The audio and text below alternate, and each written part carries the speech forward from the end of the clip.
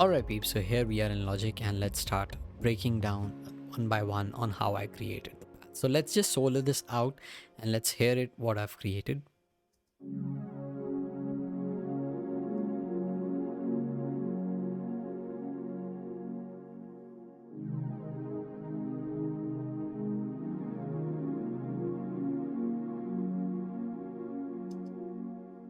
So those are the two major chords that are playing, and notice that I've not kind of filled the whole entire bar with the pads and the chord progression, and that's just the vibe that I want to go with. So that's the key and the beauty of Future Garage Track, that you don't necessarily have to fill in every bar with lush warm pads like these. You can just have it, ring it out for a couple of bars and then come back in.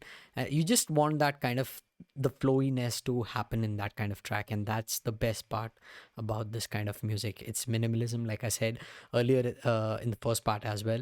That's the key of any of the Future Garage tracks. So let's break this down on how I created this pad. And if you're new to the whole sound designing aspect, I've done a video on it and I'll link it in the card above. Just go ahead and check that out.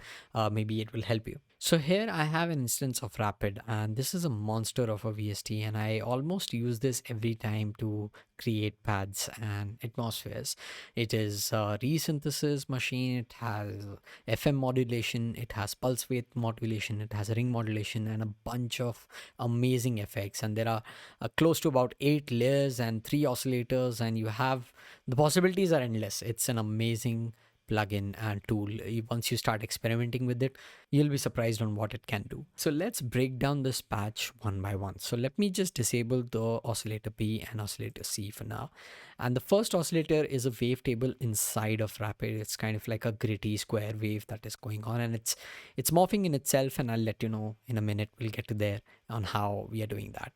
It's detuned quite a bit, about 45%. The spread is 100%. The unison is 8 voices, and there is no change in semitones. Let's hear it as it is, and let's disable the effects as well.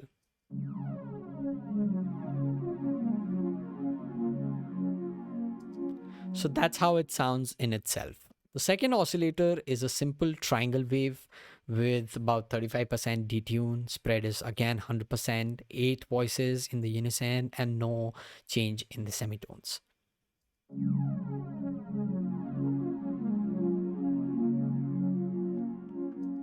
Now with this triangle wave, you have that harmonic information, that bell kind of sound that is coming in the pads. So the third oscillator is a saw square wavetable inside of Rapid, and it's kind of morphing in itself, coming out from saw to a square, and it's morphing. And I'll get to that in a bit. But the detune is again 35%, the spread is 100%, and the unison is about 6 voices. And I have brought up the semitones 1 octave, and it kind of gives that high pitched ringiness to the sound. So let's hear it, solo it out, and let's hear it.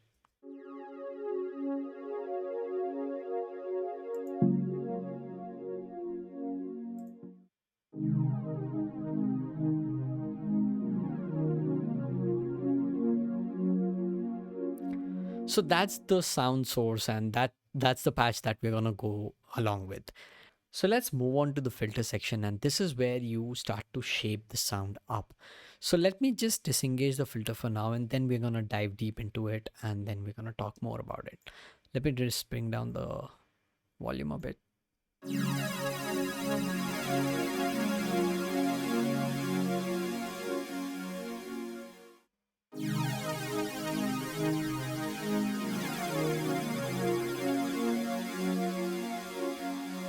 So pretty harsh, and in no way this is bad, but if you're going for this kind of a feel and if you want this kind of a sound, go ahead with it. But I wanted to create some warm lush pads, and that is where the filtering comes. So I'm using a very aggressive filter, which is a low pass 24 dB per octave, and the cutoff is set to about 1400 hertz, and this is what I get.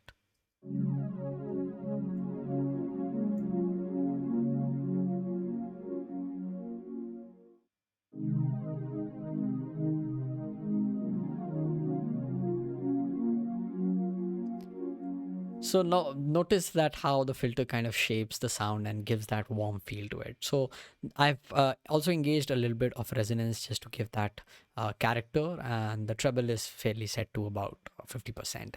So let's move on to the envelope generator. And as you can see, the attack is set pretty slow because we want the pad to kind of swell slowly and not just come in instantaneously. The decay is about 40%, the sustain is 100%, and a relatively very long release because we want it to kind of die out slowly and not just come to a halt immediately. Apart from that, nothing that is going on in the envelope generator. So let's look at the LFO section here. And the first oscillator, I have tied it to the morph of oscillator A. So it's kind of morphing in itself. The rate is close to about 20%, and the LFO is a sine wave. And the one thing that I kind of like to disengage is the bipolar, because it defines on what cycle does the morphing happen. So for this cycle, the negative cycle, the morphing is not happening. And then again, it kind of goes back. So I wanted to go back and forth throughout that cycle. So I disengage the bipolar option, and it kind of goes back and forth according to the rate that I've set. So the second oscillator is tied to the morph of oscillator C, and the rate is now I've kind of set it pretty slow. And again, I've disengaged the bipolar, and that's how you're getting that different changes between the wavetable.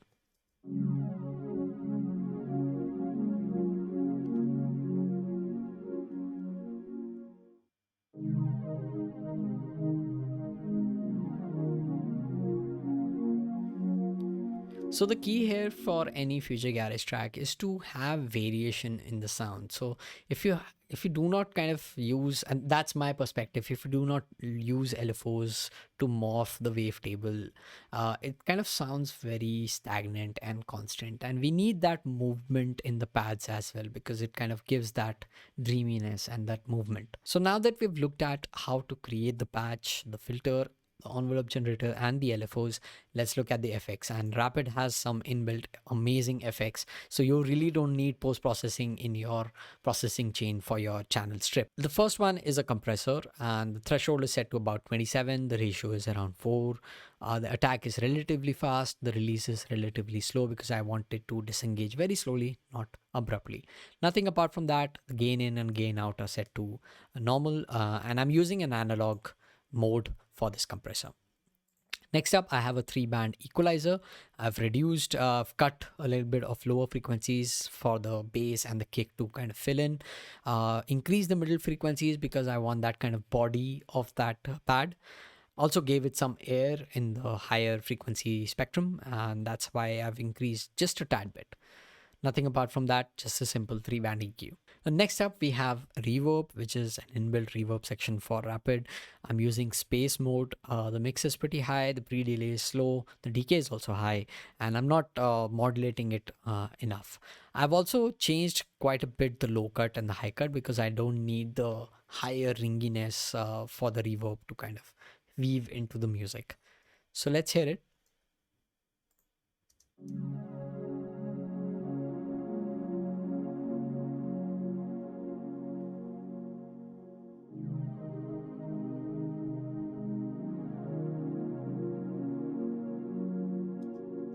So you get that dreamy, spacey vibe with the reverb. Next up, we have delay and flanger, and I use them just to give that character. We don't necessarily want to use these in a pads, but it just kind of gives an interesting character and feel to the entire sound. So the delay is again about 35% mix, 1/8 time, feedback is 50%. Flanger is again about 40%, feedback is 40%, and that's about it. I'm not modulating the flanger, and that's about it. Let's hear it.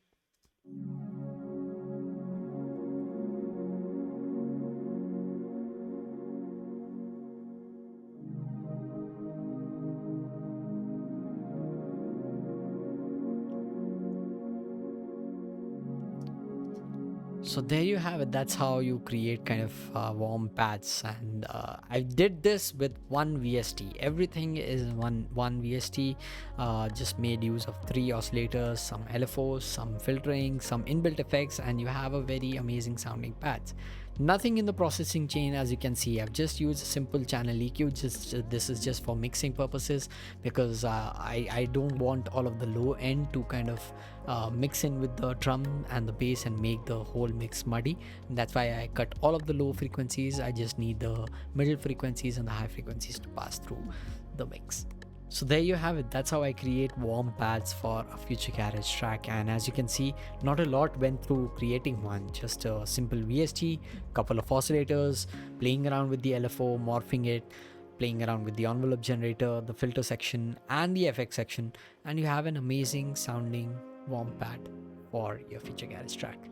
Okay dokie guys, that about wraps it up for this video. I hope you took something from this. As always, if you like this video, consider subscribing, give me a thumbs up, hit the notification bell so that you can stay updated.